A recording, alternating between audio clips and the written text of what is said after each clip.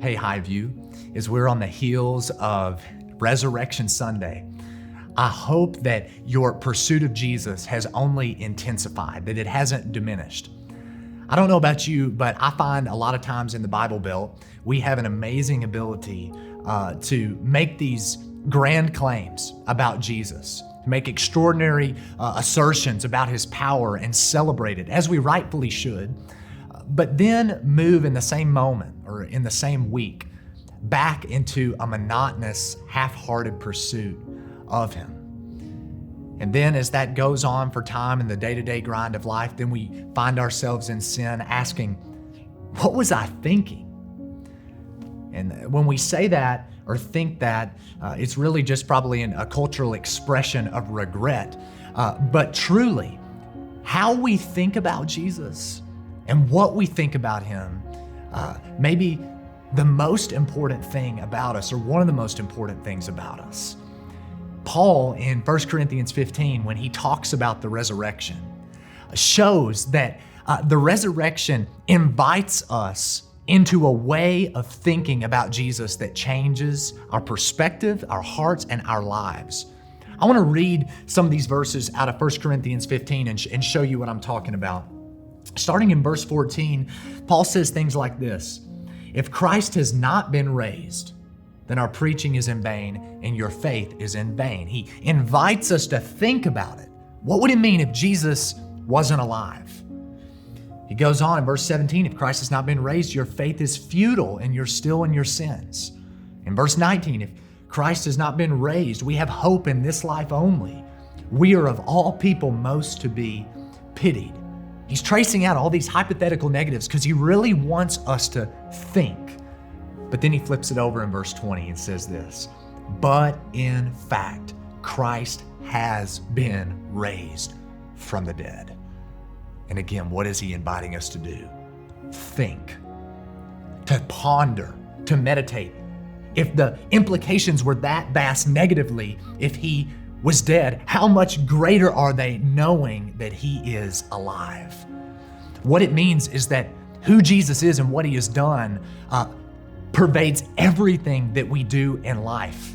He's, in a way, drawn a line in the sand. I love this about the Bible, and I love this about Paul in this passage. He says it's as easy as yes or no. It's black or white. Jesus is either dead or alive. We know Jesus is alive. And I think often it's easier for us to see the importance of thinking about Jesus when we come into a relationship with him. Of course, we have to think about him. We have to comprehend the gospel, his death, his resurrection, and place our faith in him to be forgiven of sin. But do we sustain our thinking of Christ on a day-to-day basis? That's the big question that's going to drive our pursuit of him, and that we're knowing and following him with all of our hearts. What I mean is, how has the resurrection of Christ affected the way that you view and interact with technology? Have you thought about the resurrection of Jesus Christ in relation to your parenting? How does the resurrection of Jesus change the way that you drink a glass of water? You know, Easter Sunday is a lot of times a huge spiritual high, but I believe that our faith in Jesus is usually demonstrated in the monotonous and the mundane. Is Jesus in our thoughts during those times? This past week, just Friday afternoon, I had a moment where the Lord had to completely correct me and bring me back into focus on him, and he did it in such an incredible and gracious way. I'd gone into my garage to get the mower out, and my mower battery's it's dead. I'm having to jump it with the car lately because I don't have a charger for it. And so I started the car and put the jumper cables on and attached them to the mower, waited about 10 minutes, and click, click, click. It's not even turning over. So I let it sit a little while longer. Click, click, click, click. So I thought, well, maybe it's not a good connection on that battery terminal. So I switched cars, and I brought another car in there, and I tried it again after about 10 minutes. Nothing. As I sat there in the car, I was really frustrated, and all of a sudden the Lord just really struck my heart and impressed upon me, you've not thought about me one time in the last 30 minutes. And not one time have you asked me to start this lawnmower for you. And at first in my self-righteousness, I thought, no, I shouldn't be thinking about that. The Lord doesn't care about that. But we know He cares about this. He cares about everything. He cares about every single detail of our lives. And as I was sitting there in that car, I thought about this Christian song where there's a phrase, jumpstart my heart.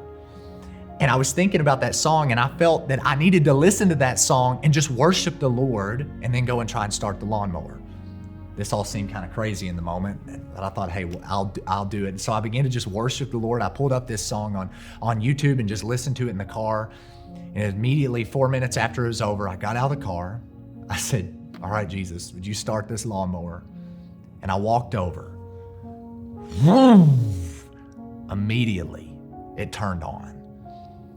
Now, I don't know if my neighbors were watching, but I was having me a worship service in the garage, okay? And I was in there just laughing, really uncontrollably, about God's grace towards me, not only reminding me that He's attached Himself to me to bring me life, but even deeper than that, on this topic we've been discussing,